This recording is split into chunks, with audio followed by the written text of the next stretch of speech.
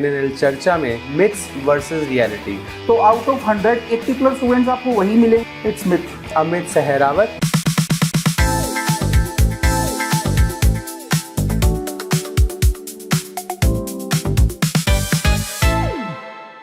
मुझे ऐसा नहीं लगता कि नोट सेट क्रैक करने के लिए आपको सुपर इंटेलिजेंट होने की जरूरत है, और ये एक डेंजरस मिथ है। लोग इससे घबरा जाते हैं। लेवल ऑफ नॉलेज कितना है, पहले आपने प्रिपरेशन करी है, आपके पास अवेलेबल टाइम कितना है, अच्छी रैंक लेनी है, आपको अपना डिजायर्ड इंस्टीट्यूट लेना है, तो आपको minor and non nursing subjects पे भी उतना ही फोकस करना पड़ेगा।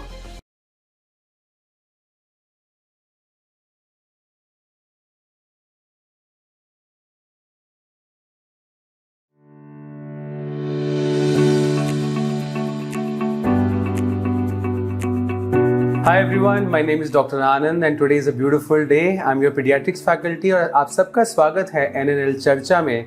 और आज का हमारा बहुत ही अमेजिंग टॉपिक है। आज का टॉपिक है not set myths versus reality. बहुत सारे स्टूडेंट्स को डाउट होता है कि क्या मिथ है और क्या रियलिटी, और इस चीज़ को बात करने के लिए एक बहुत ही अमेजिंग पर्सनैलिटी हमारे साथ है। हमारे साथ है अमित सहरावत। ये है all India rank 3 exactly AIR 3 of not set 4। Sir आपका स्वागत है हमारे शो में। Thank you so much sir. Literally मुझे बहुत खुशी हो रही है यहाँ अगर अपना एक्सपीरियंस शेयर करने में, एंड ये मेरे लिए बहुत बड़ी बात होगी अगर मेरी जर्नी से किसी एक भी एस्पिरेंट की हेल्प होती है। एंड सर जो आज का हमारा टॉपिक है वो भी बहुत it's amazing because it's very prevalent कि मिथ्स बहुत कॉमन होती हैं स्टूडेंट्स के माइंड में, एंड इन मिथ्स की वजह से कहीं ना कहीं प्रिपरेशन स्टार्ट करने से पहले ही बच्चों का कॉन्फिडेंस कम हो जाता है। तो इन मिथ्स को आइडेंटिफाई करना और एलिमिनेट करना बहुत ज़रूरी है। Very true, I completely agree with you. बहुत ही अच्छा पॉइंट आपने कहा है। तो मेरा पहला मिथ आपसे क्वेश्चन ये है कि केवल exceptionally intelligent students he not set को क्रैक कर सकते हैं, तो क्या लगता है कि इस बारे में कितनी सच्चाई है? Sir actually I don't agree with this statement. मुझे ऐसा नहीं लगता कि नोट सेट क्रैक करने के लिए आपको सुपर इंटेलिजेंट होने की ज़रूरत है या आपका IQ बहुत ज़्यादा होना चाहिए, because not set is an exam of consistency, discipline and smart preparation rather than your IQ testing. तो सर मेरे हिसाब से अगर आप कंसिस्टेंट हो, आप डेडिकेटेडली किसी प्लान को फॉलो कर रहे हो, तो आप नोट सेट क्लियर कर सकते हो।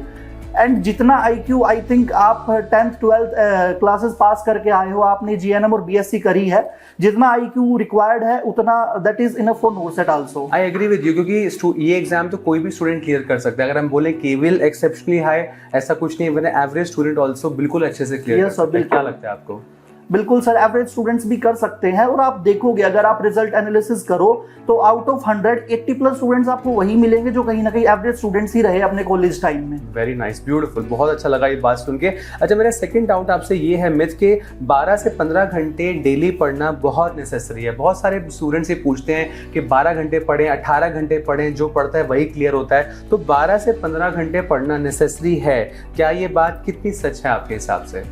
नहीं सर, ये बात आई थिंक बिल्कुल गलत है, और ये एक डेंजरस मिथ है। लोग इससे घबरा जाते हैं कि like when I was preparing for not set मुझे भी बोला गया था कि 15-18 घंटे पढ़ना पड़ेगा, 10 बुकें आपको सोल्व करनी पड़ेगी, बट रियल में ऐसा कुछ नहीं है। मैं अपने पर्सनल एक्सपीरियंस से बता रहा हूँ कि अगर आप 5 से 6 घंटे भी डेडिकेटेडली पढ़ रहे हैं, अगर आपके पास परफेक्ट प्लान है, जैसे NNL में प्लान C+ होता है, उसमें पहले से ही आपको पता है कि नंबर ऑफ वीडियोज आपको देखनी है, अगर आप उसको प्रॉपरली प्लान करें तो 5 से 6 घंटे आप अगर डेली पढ़ते हैं तो that would be enough. Very nice. Again I think 4 to 6 hours जो आपने बताया, आई थिंक ये पॉसिबल भी है, फीजेबल भी है, और प्लान सी मैंने बहुत स्टूडेंट से सुना भी है, क्योंकि उसके लिए वीडियोस को देखना भी पड़ता है, हर चीज़ करनी पड़ती है। I think it's a wonderful point. और एक और मेरे एक स्टूडेंट ने मुझसे पूछा था कि 1 full year is necessary for not set preparation. पूरा 1 साल चाहिए नॉट सेट की तैयारी करने के लिए, एक स्टूडेंट ने मुझसे सवाल पूछा था। तो क्या लगता है आपको इस बारे में? सर एक्चुअली इसका आंसर कुछ एब्सोल्यूट नहीं है कि लाइक कुछ स्टूडेंट्स होते हैं जो 1 साल भी प्रिपेयर करते हैं, कुछ होते हैं जो 6 महीने पढ़ के भी क्लियर कर लेते हैं। एक्चुअली ये बहुत नंबर ऑफ फैक्टर्स पे डिपेंड करता है कि आपका लेवल ऑफ नॉलेज कितना है, पहले आपने प्रिपरेशन करी है, आपके पास अवेलेबल टाइम कितना है। क्योंकि सर बहुत सारे स्टूडेंट्स हैं जो वर्किंग भी हैं and still they are like fighting for NORCET. तो ये टोटली डिपेंड करता है नंबर ऑफ फैक्टर्स पे। बट अगर एक आंसर मैं इस चीज़ के लिए दूं तो मुझे ऐसा लगता है कि 6 मंथ्स की preparation is enough for NORCET, अगर आप डेडिकेटली प्रिपेयर करें। डेफिनेटली आपने ये बोल के बहुत सारे स्टूडेंट्स को हेल्प कर दिया, क्योंकि जो एटलीस्ट जिसके पास 6 महीने होंगे वो तो घबरा ही जाएगा, वो सोचेगा अगर आपने 1 साल बोल दिया होता तो बच्चा तो शुरुआत ही ना कर पाता। तो डेफिनेटली 6 मंथ्स अगर हमें टारगेट लेके चले, एंड मोस्ट इंपॉर्टेंटली मुझे ये लगता है कि क्वांटिटी नहीं क्वालिटी बहुत मैटर करती है। क्या लगता है आपको इस बारे में? बिल्कुल sir, one should prefer quality over quantity. कि आप क्या पढ़ रहे हो, आप कितना पढ़ रहे हो वो मैटर नहीं करता, आप क्या पढ़ रहे हो वो मैटर करता है। Very true, beautiful. तो मेरा अगला सवाल आपसे ये है कि बहुत सारे बच्चों को रहता है major subjects versus minor subjects. कई लोग कहते हैं केवल मेजर सब्जेक्ट इंपॉर्टेंट है, माइनर को छोड़ दो। तो हर स्टूडेंट की अपनी एक थॉट है इसमें, तो मेजर सब्जेक्ट ही पढ़ने चाहिए और वो इंपॉर्टेंट है। तो आपका क्या कहना है इस बारे में? सर ये जो मिथ है एक्चुअली ये पार्शली ट्रू है। मेजर सब्जेक्ट्स होल्ड, मतलब मेजर वेटेज होता है उनका एग्जाम में, एंड वो आपके सिलेक्शन में उनका बहुत बड़ा कंट्रीब्यूशन होता है। बट सर मेरे पर्सनल एक्सपीरियंस में अगर मैंने सिर्फ मेजर सब्जेक्ट पढ़े होते तो हो सकता है मेरा नोरसेट क्लियर हो गया होता, बट ऑल इंडिया रैंक 3 तो नहीं आ पाती। Very true. तो sir major subjects definitely important है, बट उसके साथ अगर आपको एक अच्छी रैंक लेनी है, आपको अपना डिजायर्ड इंस्टीट्यूट लेना है, तो आपको minor and non nursing subjects पे भी उतना ही फोकस करना पड़ेगा। बहुत अच्छी बात है। ओके, मुझे ये भी लगता है कि जो माइनर सब्जेक्ट्स हैं बहुत हाई स्कोरिंग भी हैं, इजीली कवर हो जाते हैं, रिवीजन अच्छी हो जाती है। मैं मेडिसिन को रिवाइज करने बैठूं या ENT ऑफ्था करने बैठूं, मैं ज़्यादा जल्दी कर पाऊंगा। तो क्या कहना है आपका इस बारे में? बिल्कुल सर, बिल्कुल स्कोरिंग है, डायरेक्ट फैक्चुअल क्वेश्चंस आते हैं, और इवन माइनर सब्जेक्ट्स के लिए आपको बहुत ज्यादा टाइम भी नहीं देना पड़ता। मतलब कम टाइम में प्रोडक्टिव चीज आपको मिल रही है। NNL पे फास्ट ट्रैक जो होती है, माइनर सब्जेक्ट्स आप सिर्फ उनसे भी कवर कर सकते हो। या आई रिमेंबर, मुझे याद है fast track classes like a rapid revision जो हम कहते हैं सारे सब्जेक्ट्स का, जो ऑलमोस्ट लाइक अ 3 ईयर PYQ ही है हमारे उसका। जी सर, वेरी ट्रू सर।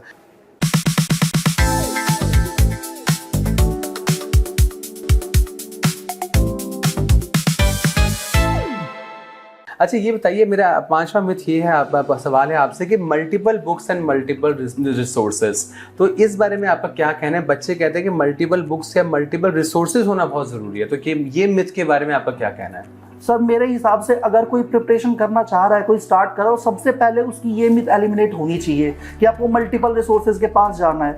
इसीलिए सर यहीं पे गाइडेंस का रोल आता है कि मल्टीपल रिसोर्सेज आप हमेशा अवॉइड करो, कभी भी मल्टीपल रिसोर्सेज पे रिलाई मत करो। आप XYZ जहां से भी आप कोचिंग ले रहे हो, आप उसी पे रिलाई करो, एक सोर्स पे आपको रिलाई करना है। क्योंकि अगर आप मल्टीपल रिसोर्सेज पढ़ोगे, फॉर एग्जाम्पल मैंने कहीं से एक पर्टिकुलर कोचिंग से सिलेबस कंप्लीट कर लिया, उसके बाद मैं किसी और सोर्स को उठा रहा हूँ, तो मेरी जो लर्निंग की साइकिल है ना वो भी डिस्टर्ब हो जाएगी। हम सर एक चीज को बार बार करें वो ज्यादा परफेक्ट होती है। जैसे कहते हैं करत करत अभ्यास के जड़मति होत सुजान, तो it is very true. Very true, I agree with you. बहुत स्टूडेंट्स ये कहते हैं, मुझे भी किसी ने पूछा था कि यूट्यूब, इस फैकल्टी का लेक्चर यूट्यूब पे देखा है, इसका आपकी ऐप में देखा, तो ये सब कुछ एक साथ सिंक्रोनी करना बहुत मुश्किल है। और वही बात है अगेन क्वालिटी कि 10 किताबों को एक बार नहीं, एक किताब को 10 बार पढ़ो, तो वो ज़्यादा बेटर है। Very true. सो सर ये मुझे अगला सवाल ये है कि previous year questions will repeat exactly. ये एक स्टूडेंट का मिथ है, कि ये फैक्ट है कि मिथ है कि previous year questions will repeat exactly. क्या लगता है आपको? नहीं सर, एग्जैक्टली तो रिपीट नहीं करते। मैं नहीं कहूँगा कि आपको सेम स्टेटमेंट एग्जाम में मिलेगी, बट हाँ जो कंसेप्ट है वो जरूर रिपीट करता है। जैसे मैं आपको एक एग्जांपल देता हूँ, लाइक एक बार ट्रेंड चला था नोरसेट में कि ABG एनालिसिस को लेके बहुत सारे क्वेश्चन आते थे। आपको कुछ वैल्यूज दी जाती हैं pH PCO2 से related, and you have to identify the disorder. ये बहुत स्टूडेंट ने प्रैक्टिस करके ले, लेकिन जब एग्जाम में जो क्वेश्चन आया उसमें कोज पूछ लिया गया कि पर्टिकुलर कंडीशन में ये कंडीशन आपको देखने को मिलेगी, डिसऑर्डर देखने को मिलेगा। तो जिसने अगर सिर्फ PYQ को प्रैक्टिस किया, जिसने सिर्फ न्यूमेरिकल सोल्व किए, उसका वो क्वेश्चन नहीं बन पाया। लेकिन जिसने कंसेप्ट को समझा, उसने उस चीज को पकड़ लिया, एंड उसका सिलेक्शन डेफिनेटली हो गया होगा। Very true, very true. मतलब वही बात है, जैसे ब्रेस्ट फीडिंग में क्वेश्चंस आते हैं, क्वेश्चन मेडिसिन पे आते हैं। इस बार क्लिनिकल फीचर पूछा तो अगली बार मैनेजमेंट पूछेंगे, कोई और क्वेश्चन पूछेंगे, टॉपिक रिमेन्स द सेम, लेकिन है क्वेश्चन आगे पीछे तो डेफिनेटली होगा। क्या लगता है आपको? बिल्कुल सर, आगे पीछे हो सकती हैं चीजें। मेरा तो यही मानना है कि ठीक है, आपने एक क्वेश्चन देखा पर्टिकुलर कंसेप्ट पे, उसको जाके अपने नोट से रिवाइज भी कर लो उसी टाइम पे। Very nice, beautiful. मेरा अगला सवाल आपसे ये है कि एक मिथ है कि coaching is mandatory for selection. ये एक बहुत बड़ा सवाल है कि coaching is mandatory for selection. तो क्या लगता है आपको, ये फैक्ट है या एक मिथ है? मैंडेटरी तो सर मैं नहीं कहूँगा, बट डेफिनेटली हेल्प जरूर करती है आपको एक गाइडेंस देने में, आपका टाइम सेव करने में, एंड जो एक्स्ट्रा अननेसेसरी चीजें हैं उनको एलिमिनेट करने में। लाइक सर ये होता है ना कि हमें क्या छोड़ना है, वो उससे ज्यादा इंपॉर्टेंट हमें क्या पढ़ना है कि हमें क्या नहीं पढ़ना चाहिए। तो वो कोचिंग कहीं ना कहीं गाइडेंस देती है, और वो बहुत जरूरी भी है अगर आपका टाइम सेव हो जाता है। बट मैं बिल्कुल ऐसा नहीं कहूँगा कि मैंडेटरी है। मैं पर्सनली ऐसे स्टूडेंट्स को जानता हूँ जिन्होंने बिना कोचिंग के मल्टीपल टाइम्स नोरसेट क्रैक किया है। Very true. मतलब कोचिंग आपको एक दिशा दिखा सकती है, एक टारगेट दे सकती है, आपको क्वेश्चंस की किताब आपके नज़दीक ला सकते हैं, लेकिन पढ़ना तो एंड में स्टूडेंट को खुद ही है। बिल्कुल सर, वेरी ट्रू। अच्छा, अगला सवाल मेरा आपसे ये है कि कहते हैं कि prelims is easy but mains is too difficult, तो ये फैक्ट है या मिथ है? सर इससे मुझे एक एग्जांपल याद आता है। एक स्टूडेंट ने मुझे पूछा था कि सर मैंने प्रीलिम्स के लिए तो तैयारी कर लिया, मेंस के लिए मैं कौन सी बुक पढूं? तो आई वाज लाइक कि ये आपको किसने बोला कि प्रीलिम्स एंड मेंस लाइक अलग अलग बुक से सोल्व होंगे? एक एग्जाम है, सिलेबस सेम है। लाइक आपने पीडियाट्रिक्स पढ़ लिया, अगर डॉक्टर आनंद से आपने पीडियाट्रिक्स पढ़ ली तो वो मेंस के लिए भी है, वो प्रीलिम्स के लिए भी है। हाँ, थोड़ा सा पैटर्न ऑफ क्वेश्चन डिफरेंट हो सकता है। सिनेरियो बेस्ड क्वेश्चन मेंस में थोड़े से ज्यादा इंक्लाइंड रहते हैं, उसके लिए आप प्रैक्टिस कर सकते हो अलग से। उसके लिए हमारे एनएलएल में जो क्वेश्चन बैंक है, जो टेस्ट सीरीज है, वो आपको गाइड करते हैं कि मेंस में किस टाइप के क्वेश्चन आते हैं, प्रीलिम्स में किस टाइप के, but the concept is same. या कंसेप्ट इज सेम एंड सारी कहानी एमसीक्यूज की है। एमसीक्यूज करने की कैपेसिटी पर डे 100, 125, अपना टारगेट धीरे धीरे बढ़ाओ। एंड मोस्ट इंपोर्टेंटली हम कहते हैं कि एमसीक्यूज में बज़ वर्ड्स को पिक करने की कोशिश करो। तो प्रीलिम्स का और मेंस का ऐसा कोई अलग से क्वेश्चन पेपर और अलग से बुक नहीं है, किताब तो एक ही है। तो वेरी ट्रू सर। अच्छा, अगला सवाल मेरा आपसे ये है कि कहते हैं कि a poor first mock score means you can not succeed, मतलब अगर आपके मॉक में अच्छे नंबर नहीं आए तो आप सक्सीड कर ही नहीं सकते, तो ये मिथ है कि फैक्ट है? सर ये तो डेफिनेटली मिथ है। मैं आपके सामने बैठा हूँ, मेरे पहले मॉक टेस्ट में 33 मार्क्स आए थे literally, and I was like कि ये क्या हो गया, मैंने तो पढ़ा भी है एंड ये क्या हो रहा है। तो सर मैंने ना मतलब अपने मार्गदर्शक से उस टाइम पे बात की थी, उन्होंने मुझे बताया कि आप मॉक को ना कभी भी एक जजमेंट टूल मत लो, rather take it as diagnostic tool. कि जैसे आप डॉक्टर आप डायग्नोज करते हो सिम्टम्स के बेस में, तो सेम चीज़ मैंने भी करी कि मॉक से मैंने ये देखा कि मेरी कमी कहाँ है, मैंने उसको एक डायग्नोस्टिक टूल यूज़ किया कि कौन से मेरे वीक एरियाज हैं, कहाँ मुझे करेक्शन की नीड है। इन सब चीज़ों को मैंने जब ओवरकम किया तो नेक्स्ट मॉक से मेरा टेस्ट इंप्रूव स्टार्ट होने, मेरे मार्क्स इंप्रूव होने स्टार्ट हो गए। एक्चुअली बच्चा ना स्कोर को देखते ही हताश हो जाता है, उसे लगता नहीं, उसे ये नहीं पता कि ये स्कोर फाइनल स्कोर नहीं है। ऐसे बहुत सारे एग्जाम्स आने हैं, लेकिन वो पहला स्कोर देख के डर जाता है कि शायद मेरा होगा ही नहीं। तो डेफिनेटली आपने कॉन्फिडेंट बच्चों को करा है, वेरी ट्रू। मेरा अगला सवाल आपसे ये है, 10वां मिथ के solving MCQs alone is enough, केवल एमसीक्यू करने से सब कुछ हो जाएगा, तो क्या लगता है आपको? नहीं सर, ऐसा बिल्कुल नहीं है कि केवल एमसीक्यू करने से सब कुछ हो जाएगा, बिकॉज देयर आर स्टूडेंट्स, ये एक मिथ प्रीवलेंट है, तो कमी है कॉन्सेप्ट की। ऑल्दो रेट्रोस्पेक्टिव स्टडीज भी होती हैं जहां हम एमसीक्यू से कॉन्सेप्ट सीखते हैं, लेकिन उससे पहले आपको उतना एलिजिबल होना पड़ेगा कि आप एमसीक्यू प्रैक्टिस करो। सबसे पहले आप अपने कॉन्सेप्ट को समझिए, आप टाइम लगाइए थ्योरी को समझने में, उसके बाद आप एमसीक्यू प्रैक्टिस कीजिए। Very true. मतलब एक अगर सिस्टमेटिक अप्रोच से चले, जैसे आप बता रहे हैं कि अगर आपके पास टाइम है तो मेन वीडियोस देखें, अगर शॉर्ट टाइम है तो फास्ट ट्रैक क्लासेस करें, लेकिन of course quantity versus quality, क्या लगता है आपको? क्वालिटी बहुत इंपॉर्टेंट है। क्वालिटी बहुत इंपॉर्टेंट है सर, डेफिनेटली। Very true. तो हमारा ये लास्ट सेगमेंट है, अब मैं आपसे एक रैपिड फायर क्वेश्चंस पूछूंगा जिसमें आपको मिथ वर्सेस रियलिटी बताना है, और आपको ज्यादा सोचना नहीं है, जो आपको लगता है एकदम से आपको बताना है, ठीक है? तो मेरा पहला क्वेश्चन ये है कि reading new books in the last months helps, तो ये मिथ है कि reality? It's myth. Definitely. Revision is more important than fresh study near the exam. ये myth है या reality? Reality. Very true.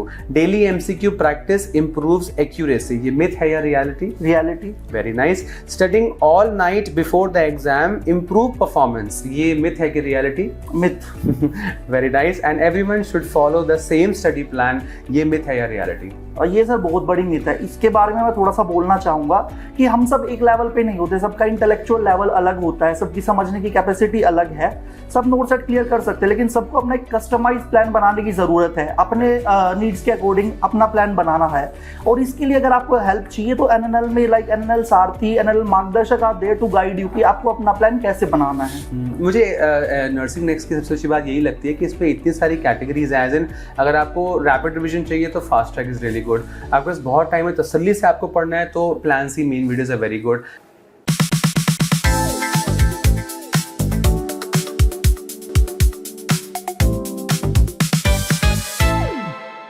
And हमेशा बहुत सारे स्टूडेंट्स को मैंने खुद मार्गदर्शक का नंबर दिया है ताकि उनको एक दिशा मिल जाए, एक कि मेरे पास सिर्फ 3 हफ्ते हैं, अब मुझे क्या पढ़ना चाहिए, तो वो चीज़ के लिए हमारे Margdarshak I think they are really amazing. क्या लगता है आपको? बिल्कुल सर, मार्गदर्शक, इवन आई एम आल्सो मार्गदर्शक, तो स्टूडेंट्स को गाइड करते हैं, उनकी क्वारी रिजोल्व होती है और एक अलग कॉन्फिडेंस आता है फिर बच्चों में कि हमें क्या करना चाहिए, क्योंकि sir only scientific content matter नहीं करता, उसको कैसे एग्जीक्यूट करना है वो भी इक्वली इंपॉर्टेंट है। Very true, very true.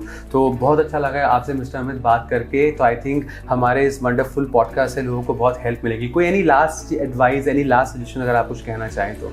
ये सर कुछ एडवाइसेस मैं देना चाहूँगा, सम प्रैक्टिकल एडवाइसेस, बहुत ज़्यादा तो नहीं लेकिन कुछ चीज़ें जो डेफिनेटली फॉलो करनी चाहिए। सबसे पहले कि आप कंपेयर मत करो आपके चैप्टर 1 को किसी और के चैप्टर 20 से, क्योंकि दोनों अलग अलग लेवल पे हैं। जो मैंने अभी कहा कि आप अपना पर्सनलाइज्ड, अपना कस्टमाइज्ड प्लान बनाओ। दूसरी चीज़ की एमसीक्यूज डेली सॉल्व करने हैं। जो मॉक टेस्ट आप देते हो उसको सिर्फ देना इनफ नहीं है, उसके बाद आप उसको एनालाइज भी करना है। Very nice. एंड आप जितना पढ़ो उससे ज़्यादा रिवाइज करो। Very true. बहुत अच्छा लगा बात करके mister Amit, thank you so much. And हमें लगता है कि ऐसे बहुत सारे ऐसे ऑल इंडिया रैंक आप जैसे आने चाहिए जो और मोटिवेट भी करें और इस पॉडकास्ट को बहुत अच्छा बनाएं। Thank you so much sir. Before we wrap up, आप हाईली रेस्पेक्टेड पीडियाट्रिशियन हैं एंड एनएनएल की पीडियाट्रिक फैकल्टी भी हैं, तो मैं भी चाहूँगा कि आपकी कुछ एक्सपर्टाइज का हम एडवांटेज उठाएं। तो okay, that's very nice. तो sir may I allow to ask some questions from you regarding pediatrics, क्योंकि pediatrics एक बहुत अच्छा सब्जेक्ट है लेकिन स्टूडेंट्स को कुछ डाउट रहते हैं कि सर इस सब्जेक्ट को कैसे पढ़ना चाहिए। जी बिल्कुल, आप पूछ सकते हैं। Okay sir, my first question to you is कि how importance is paediatric for NORCET exam, कितना इंपॉर्टेंट है? सो पीडियाट्रिक्स डेफिनेटली बहुत इंपॉर्टेंट है नॉर्सेट के लिए। वाई? बिकॉज पीडियाट्रिक्स से मल्टीपल सब्जेक्ट्स कवर हो जाते हैं। फॉर एग्जाम्पल ब्रेस्ट फीडिंग एक ऑब्सगैनी टॉपिक भी है, कम्युनिटी मेडिसिन टॉपिक भी है, पीड्स टॉपिक भी है। तो ब्रेस्ट फीडिंग, वैक्सीन, इम्यूनाइजेशन, ऐसे बहुत सारे टॉपिक्स हैं जो बहुत सिंक में आते हैं। इवन मेडिसिन के बहुत सारे, एस्थमा, निमोनिया। तो इसलिए paediatrics is a very small but extremely high scoring subject. Okay sir, thank you so much. And sir कुछ ऐसे करंट ट्रेंड्स है, करंट टॉपिक्स है, लाइक नॉर्सेट में अपडेटेड इन्फॉर्मेशन बहुत आती है, करंट चीज़ें, तो ऐसे कुछ टॉपिक्स आप इनलिस्ट करना चाहो जो कि अब नॉर्सेट 11 या 12 में बच्चों को फायदा करें? तो जो लेटेस्ट टॉपिक्स है वो रादर से इमेज बेस्ड क्वेश्चंस बहुत मैटर करते हैं। जैसे कि लेटेस्ट गाइडलाइंस, निमोनिया, एस्थमा की गाइडलाइंस चेंज हो गई हैं, नियोनेटल रिससिटेशन प्रोटोकॉल का चेंज हो गया। बट अगेन एक बहुत इंपॉर्टेंट बात यह है कि जो टॉपिक 2002 में इंपॉर्टेंट टॉपिक्स थे, 2026 में भी वही इंपॉर्टेंट टॉपिक्स हैं। तो वही बात है, आप उन्हीं को अच्छे से पॉलिश करके पढ़ें तो सारा अच्छा हो जाएगा। Okay sir, thank you so much. Sir one more question की लाइक आपने बता दिया कि इंपॉर्टेंट टॉपिक्स है, बट ओवरऑल प्रिपरेशन स्ट्रेटेजी क्या होनी चाहिए पीडियाट्रिक्स के लिए? मतलब ओवरऑल यही होनी चाहिए, सीधी सी बात है। अगर आपके पास अच्छा खासा टाइम है तो प्लान सी की वीडियोस देखें। बहुत मेहनत से हमने वीडियोस बनाए हैं, बहुत लंबे वीडियोस भी, आराम से बैठ के देखें, नोट्स बनाएं। अगर आपके पास थोड़ा सा कम टाइम है तो फास्ट ट्रैक क्लासेस को फॉलो करें। हमारी बहुत डेडिकेटेड एमसीक्यूज बुक हैं, उनको करें। And most importantly follow one source religiously. मतलब ये फैकल्टी का भी, उसका जिसको पढ़ना है पढ़ो, लेकिन एक को पढ़ो, दिल से पढ़ो। सब चाहते हैं कि आप क्लियर ही करें, तो एक ही सोर्स को फॉलो करें। Wonderful sir. सर कोई final message for NORCET aspirants?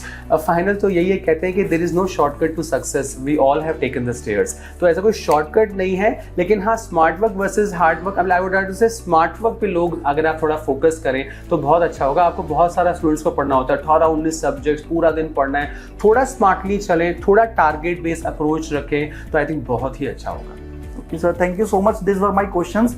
And जो भी आपने इनका आंसर दिया है, जो अभी आपके वर्ड्स हैं, वो बहुत इंसाइटफुल है एंड डेफिनेटली स्टूडेंट्स को बहुत फायदा करेंगे।